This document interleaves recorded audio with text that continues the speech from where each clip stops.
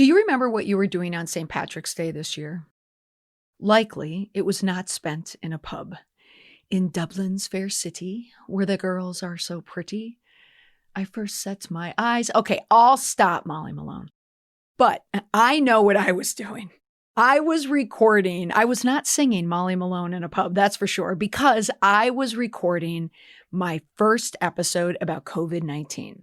Today, I'm releasing the third installment of the COVID communication series where I replay 3 key episodes from the initial ramp up of the virus. And all of the information I've shared so far still holds up months later. So take a listen to Communicating COVID-19, the best advice for informing your stakeholders during the pandemic. It's been less than 10 weeks since the world first learned of a new virus that would change the way we live, we interact, how we shop, where we eat, and how we work. The COVID-19 disease has spread quickly and has wreaked havoc. For many organizations, the coronavirus outbreak is the biggest crisis they have ever encountered since they opened for business.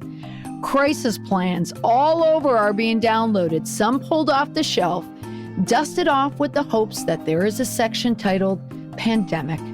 For others, the COVID-19 crisis is the first crisis they have ever managed. If you own, manage, govern, or communicate for a business or an organization or a cooperative, you are now in the business of crisis communications. For communicators, you may be receiving conflicting information from the people supposedly in charge. Is there an issue of sending corrections and clarifications? Perhaps your leaders aren't clear and concise and accurate the first time around. Now you're running the risk of people not trusting your information. This week on the podcast, I'm sharing a communication triage. For the leaders of businesses, organizations, cooperatives, and associations, I want to show you the value of a strong communication plan and the importance of arming your communicators with the best tools to manage your external and internal communications to help you keep the lights on and the doors open. And to the communicators, I'm with you. You are overwhelmed. You are the face of the organization right now. All eyes are on you, and you need the right tools. You need the proper guidance. It's here. This episode is one about managing expectations. The expectations of your customers, your employees, maybe your bosses. The lockdowns and suspensions are forcing businesses and organizations to modify how they serve their consumers. And yet another segment of the population is worried about keeping their businesses afloat. Some of you, I suspect, do not have any communication experience at all, much less crisis management experience. However, managing a crisis is much different from getting through one. So you got through your first week. Now we're starting week 2 of the pandemic, and you might be saying to yourself, well, now what? Or you could be working as a communicator. You're trying to cull all the inaccurate information from the accurate information while trying to find the best way to communicate with other employees who are working remotely from home. There are many messages out there telling people not to panic. But if you own a small business right now or work as a consultant, you can't help but do anything but. I lost $30,000 in bookings in 3 days. When I was writing the last paragraph of this podcast today, I lost another $8,000 in bookings. And you know what? I know I'm not alone. And I know there are even more cancellations to come. And I know a lot of people are feeling the same pinch that I am. If you are struggling with how to communicate your way through the coronavirus crisis, then this is your episode. You'll hear how to provide timely and accurate information to your customers, your members, consumers, partners, vendors, and the press. And an important stakeholder in the mix, your employees. The only thing about the virus that is certain is that phases of the impact from the outbreak are profoundly uncertain. a business must effectively communicate with their constituents during a time of national emergency. So whether you are open for business or suspending it, your customers need to know your plans. For today's episode, I've assembled a group of savvy professionals who all work in crisis and risk management, public relations, strategy, and planning, all communicators really who I gather to share their wisdom for creating communication immunities that will protect you during this global pandemic. Listen to their advice, and I'll follow up with my favorite takeaway tip that you can implement immediately in your communication plan. I loved every bit of advice that I asked from my collaborators, and I'm going to use all of them. So I am confident that anyone hearing my voice right now will be able to use their tips as well. Let's start on the planning. My first contributor is Beth West. She's with Fletcher Marketing PR, and Beth has extensive experience managing communication strategies and campaigns. And she's also an activist in the PR industry for accountability standards. Beth shares an important distinction that everyone should understand before they even attempt to write a communication plan. Many longtime communicators make this mistake all the time, which is why I wanted all of you new communicators out there, and really that's everyone, folks, this last week, to learn this important distinction. I have already observed this mistake happen in the first week of the pandemic response. Beth will save you from it. Greetings, listeners of the Confident Communications podcast. I'm Beth West, Senior Strategist with Fletcher Marketing PR in Knoxville, Tennessee. First of all, kudos to Molly for her leadership here in sharing these best practice ideas amid an unprecedented situation that the coronavirus is posing worldwide. In my experience, one of the biggest challenges, especially for smaller businesses and organizations, is to get management teams off the dime to take action and start a crisis and business continuity planning process, particularly if they've never really had one before. And believe me, for far too many, crisis planning is a completely new undertaking. A common challenge for leaders stems from paralysis by analysis. That's the inertia or even denial that often go hand in hand with facing a rather overwhelming situation, such as this one is. So first piece of advice, engage public relations counsel now, someone with significant crisis planning and real experience to help your team find a plan to get a plan. They can help you set a relevant planning agenda. Second, understand the distinction between having an operational crisis plan and a communications crisis plan. They are two very different components, and neither will work well without the other. Don't shrug off the valid urgency about needing the communications piece under some false premise that a mere operational crisis plan is enough, because in this day of social media, it is not. Finally, take an inclusive and multidisciplinary approach. All key management functions of your organization, most certainly PR, should be represented at the crisis planning table. Avoid silos. Your PR council might even best lead and shepherd the entire process. Best wishes to everyone out there. Godspeed and stay well. The key takeaway, understanding the difference between an operations plan and a communications plan.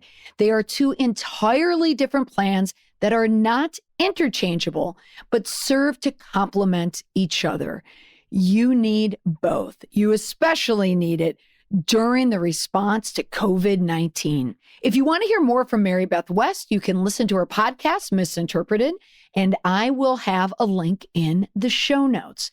Now, you learned about two plans. Let's add another one to the mix. Jared Meade is the founder and principal of Rayne Strategy Group, and he explains the importance of a plan every business should have right now. My advice to any small or mid-sized business is to learn from this situation. The coronavirus pandemic proves the importance of a crisis communication plan and why it must be in place long before it's needed. If you found yourself unprepared, then a crisis communication plan must be top priority once the situation normalizes itself. In my experience, while a communication plan is essential, many businesses allow that plan to box them in during a crisis. Your plan should be a living document, meaning it's only a template and not meant to be followed rigidly. A communication plan must adapt as a crisis situation develops. Every communication plan should have 4 things: activation guidelines, because not every issue is going to be a crisis; a detailed action plan to ensure nothing gets overlooked; pre-approved strategy and messaging, because getting those approvals during a crisis can be challenging; and a thorough contact list. The last thing you want to be doing during a crisis is looking for contact information. If there's one thing to remember, it's not to forget your internal audiences. Focusing on external messaging exclusively risks losing your greatest asset in a crisis, your employees. They need the same level of communication and transparency as external audiences. And if done correctly, your communication will motivate them to become your greatest brand ambassadors. The key to communicating with employees is to truly understand them as individuals and as a group. Businesses are made up of employees from diverse backgrounds, and you will have to communicate in different ways in order to reach all of them. The better you know them and how they best receive information, the more effective you'll be in communicating during a crisis. Businesses need to consider their long as well as short-term response plans during the coronavirus pandemic. We aren't sure how long this will continue, and it's a very fluid situation. There will be no one-size-fits-all answer for every business, and businesses must be flexible with their policies, procedures, and messaging as the situation develops. What may be the right method and level of response today may not work tomorrow. The key takeaway: pre-approved messages. These are the statements you can post to your website, you can tweet or post socially, or tell a reporter without needing any approval from the top. Because after all, sometimes all a reporter is after is a quote. They don't need a long, drawn-out interview. They just want a message that they can put into their story. The pre-approved message, especially in a time of crisis, that immediate response will get you the ink, which is nice, but more important, get your message out there and heard. Next, Mark Hoffman is a senior crisis management and business continuity consultant. He was also a guest on episode 51, Cybersecurity Issues That Will Keep You Up at Night. I have a link in the show notes. Here's Mark. Here's my 90-second or so condensed recommendations to small and medium businesses. If you haven't started thinking about how you're going to respond to the pandemic, the time to act is now. But it is really important that you don't come into this from a position of panic. While it's important to be prudent and diligent right now, panic is the last thing that you want. Communication with your staff to let them know what your plans are is really important. And it's important to not confuse urgency with scare tactics or a message that's going to raise their alarm unnecessarily. Common sense still goes a long way. Things like personal hygiene, washing your hands, social distancing, start to think about travel bans, not traveling for anything that's not essential. Certainly stay away from the restricted areas as outlined on various government websites. The other thing is you need to start thinking about how you're going to deal with people who are infected, isolation routines, and the return to work policies. And finally, give some immediate thought to your high-risk staff, people who might have a history of respiratory illness, people of a certain age. I'm not going to insult anybody by saying what that is, 60, and people who might be pregnant. So, give consideration to maybe allowing them to work remotely or isolate them a little bit more. There's a lot to think about, but you don't have to panic, but it is time to act now. We've heard the key takeaway many times before in the past few days, but it's true. Don't panic. But if you haven't started making plans, now is the time to start. Panic, after all, is a mindset. My next contributor also speaks about mindset. It's succinct, but it's spot on. Joe Detavernier is a principal at Detavernier Strategic Communication in Austin, Texas, and he adds a nugget that I loved. To communicate efficiently in a crisis, you always, whatever the crisis is, whatever the audience is, you always need to project two things: empathy and control. This is what your customers, your business partners, your employees, your contractors, all of your stakeholders are wanting from you right now.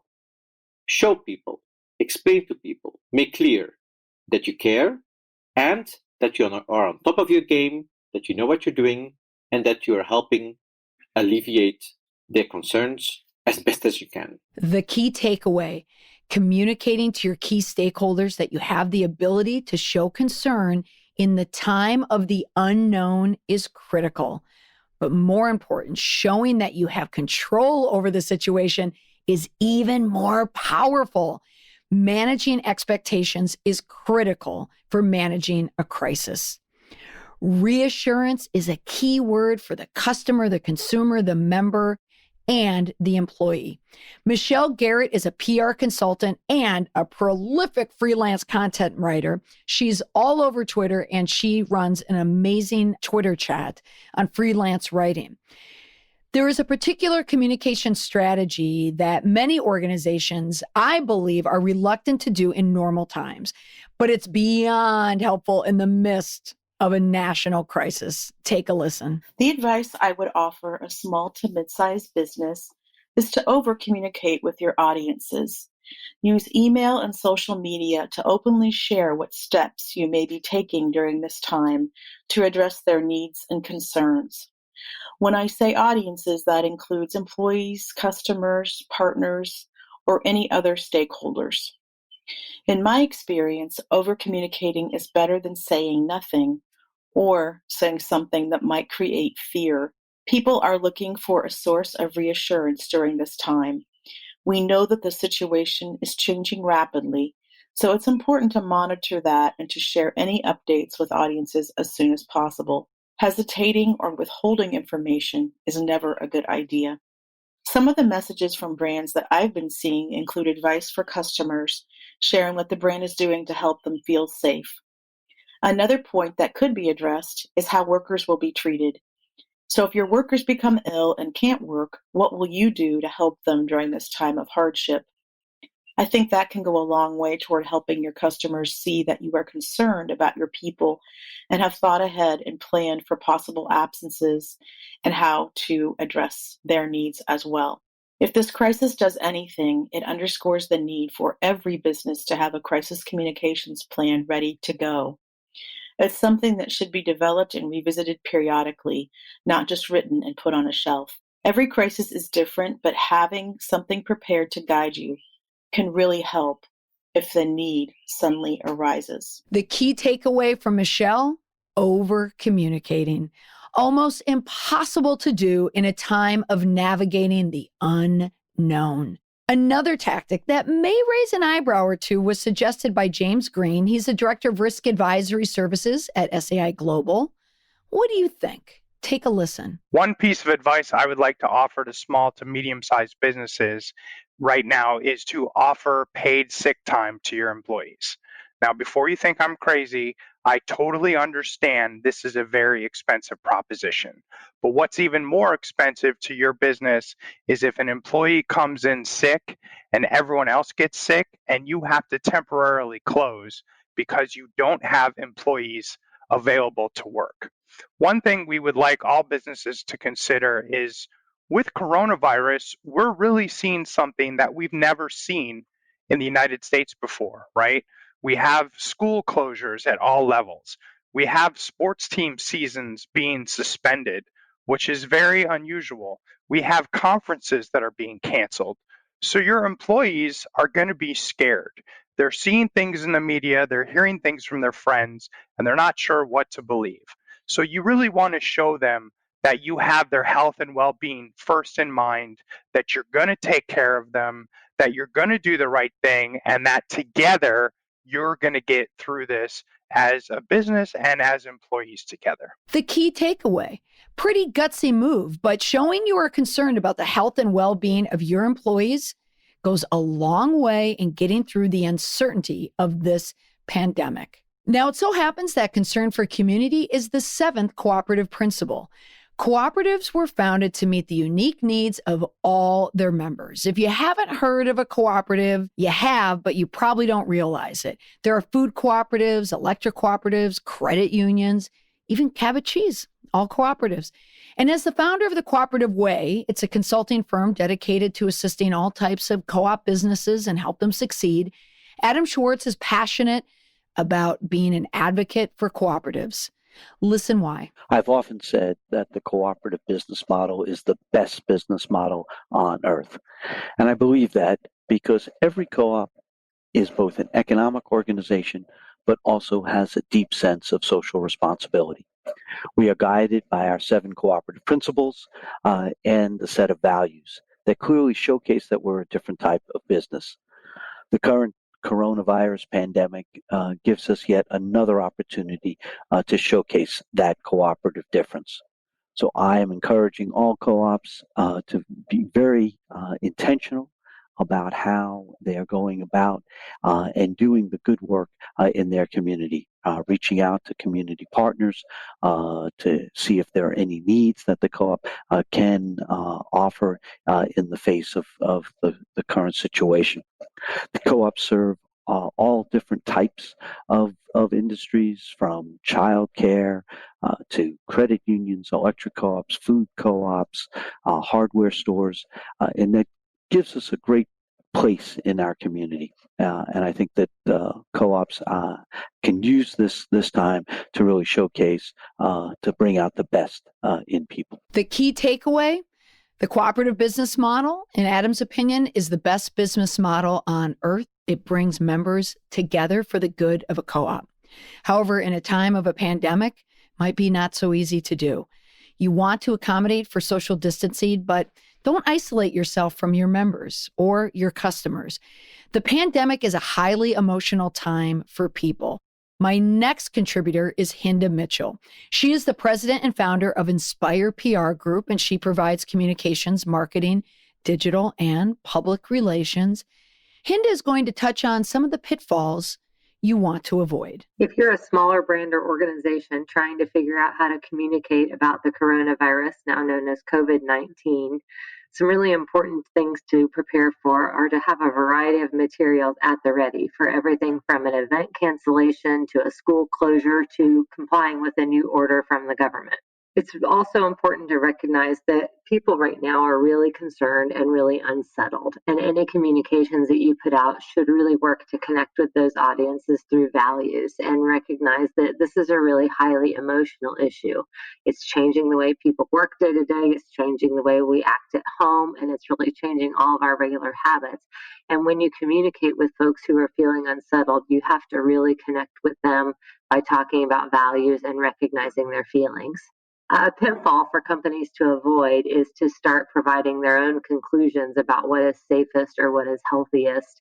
At a time like this, you need to share accurate data from public health experts. None of us is an expert like these public health officials are, and we need to let them do their jobs and avoid doing their job for them. With regard to internal audiences, especially employees, this is a really critical place where we need to be effective in our communications. Are you talking with employees about your illness reporting and sick time policies? Are you going to change your remote working policies, and what is that going to look like for employees?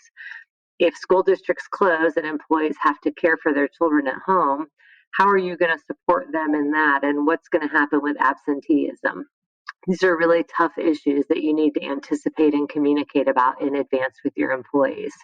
Lastly, you really need to assure employees that any disruptions in your business are not going to negatively impact their jobs or the future of your business, and that you're as focused on taking care of them as you are of taking care of your own organization. The key takeaway: everyone needs to accommodate for change. In many cases, habits need to be broken and new ones need to form. It's difficult to discuss the pandemic without mentioning the fear and concern we hear in the news daily. Now, my next contributor is Julia Joy. She wrote an article titled "How CEOs Can Lead the Way Through Coronavirus Concerns at Work," along with her co-author, Jocelyn Brandeis. It's a great article, so anyone leading in the time of the coronavirus, especially small to medium-sized business owners or their managers or communicators, I highly suggest you read the article. The link is included in the show notes. It offers advice for leaders for how they can prepare at any given time for a crisis that happens in their community that can affect the company, employees, stakeholders. Take a listen to Julia. The advice that I would offer to small businesses is to really focus on the two areas of concern that are likely most related to their businesses. And that's going to be number one, their employees, and number two, their customers. And we're seeing a lot of news and a lot of tweets and a lot of posts about the pandemic, and there's a lot of fear and uncertainty. But I think it's really important for businesses to really focus on their areas of concern and not to jump into the fray, but do a good job protecting their people and protecting their customers. So that would be my first point of advice. I would tell everyone to measure the response against potential outcomes and potential successes. You won't likely change the hearts and minds of the entire nation. So just focus on your region, the people you interact with, your stakeholders, and again, most importantly, your employees. There's no need to go wide with this. There's no need to make it a national statement from your organization. Focus on your community and those that you need to care for. The key takeaway, you need to focus on your community and try not to spread yourself and your communications too thin. The details of dissemination. Are you communicating in places where your audience will find you? In the time of a pandemic, are you reaching your employees by text or by newsletter or by phone call? It matters. It's understandable that many people don't know how to manage their operations in the time of an unknown, which the coronavirus certainly is. Every day brings something different. However, heading now into the second week of the pandemic, the leaders and business people who will stand out are the ones who have strategic foresight. These are the people who can think beyond immediate concerns and plan for the future. Now, how to do that? My next contributor is Stephanie Elsey. She's a VP of Marketing and Communications at the Lustgarten Foundation in Woodbury, New York, and she gives us her opinion. The two basic keys to communicating with your employees are simple: actual communication and contingencies. To be effective, you must communicate early, clearly, with authority, transparency, and frequency.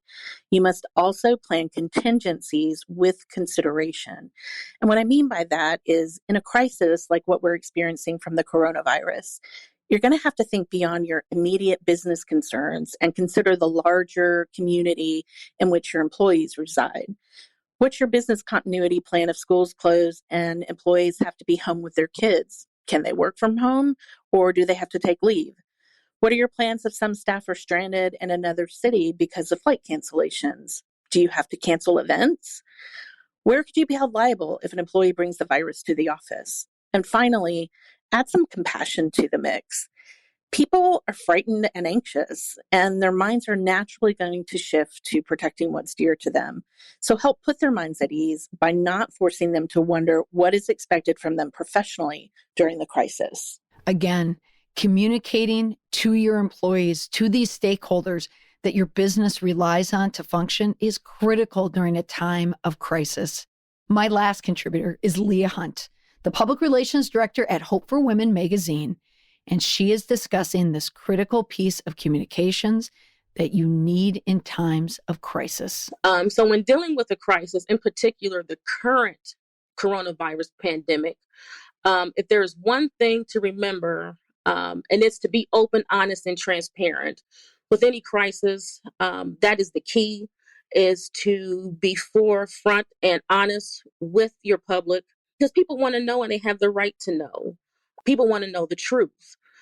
So your focus is to deal with the situation at hand, gather as much information, accurate information as possible, and again, to communicate that info quickly and honestly to your public. And as we've seen recently, this has not been done effectively by our government in regards to the coronavirus. And the key, again, is keeping your internal public informed and making sure that everyone within your organization is on the same page, making sure everyone knows exactly what the goal is at hand. And again, we've seen this. We've seen this with our government. We've seen the conflicting information. We've heard the conflicting information from our president and his administration and with doctors. So this misinformation leads to panic, which causes information to be diluted and inaccurate. And again, you just have to remember there is no time to waste in a crisis. Every minute is critical. There is zero time to be wasted. And again, it's very important to be open and honest and to hit the ground running and to be sure that everyone is aware and has the knowledge at hand to know what the next steps would be. There you go, Leah. It takes courage to be open and honest with your constituents during a pandemic. It's not easy to admit you don't know what will happen to your business in the ensuing weeks and months, but it is necessary. If you are honest with your constituents, then they will return the favor by being a reliable customer or an engaged member. Transparency must start at the top. However, a leader is only as strong as the person manning their communications. And the only thing about this virus that is certain is that phases of the impact from the outbreak are profoundly uncertain. A business and organization must effectively communicate with their constituents during this time of national emergency. So whether you are open for business or suspending it, your customer needs to know your plans. And what everyone is rapidly learning is that businesses and organizations that are not prepared for the fallout from the loss of business, supply chain disruption, cash flow, and operational losses, those are the businesses that may never recover. I want to thank my panel of experts for joining me on the podcast. It's amazing how their advice still holds up months later. I'm still actively involved with all the people you heard on today's episode and watch what every single one has done throughout this pandemic. They really are PR superstars. I'm proud to know them and I'm happy for their continued success. This wraps up the COVID communication series, and it also happens to be the episode to wrap up the year. You may have noticed a slight tweak to the production and the content since the beginning of the year. I went all in on the podcast for 2020, and I could not have done any of it without my producer, Scott. We've got something cooking for next year that will transform your work. If you communicate on behalf of a business or yourself, you will want to keep listening in the new year. I've alluded to the project on earlier podcasts, but the pandemic has changed the scope of the project because we want to fit the needs of the communicators now, because so much has changed so drastically in the past few months. But now we know what we need to do. So stay tuned. If you're listening to me right now, well, obviously, but thank you. And if you've been a weekly listener, thank you. Thank you for engaging with me on Twitter, for replying to my emails, for your reviews, and for letting me know how this podcast has helped you. It means the world to me. This year has not been an easy one for me at all, but this podcast, week after week, has been the bedrock for my work, for my learning, for improving and innovating about the art of the response, to help people find the right words at the right time and on the right channels. I want to help you feel confident in your communications, whether it's for your brand, organization, business, or yourself. Here's a Buddhist proverb that I've been thinking about lately, but I'm going to keep this for my 2021 proverb. How you do anything is how you do everything. That's my plan for the podcast, and that's my plan for 2021. As for 2020, see ya!